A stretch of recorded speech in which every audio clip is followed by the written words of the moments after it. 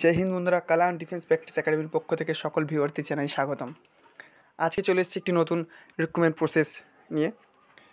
সশস্ত্র সীমাবল, এটি সেন্ট্রাল গভর্নমেন্টের ডিফেন্স রিলেটেড জব।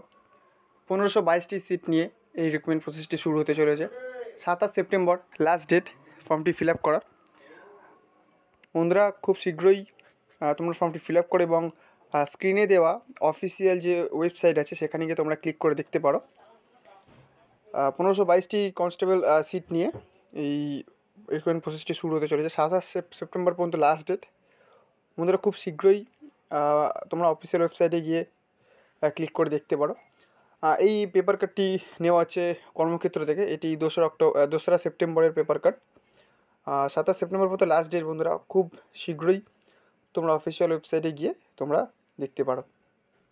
আজকের ভিডিওটা এইটুকুনি বন্ধুরা, নেক্সট ভিডিওতে দেখা হবে। জয় হিন্দ।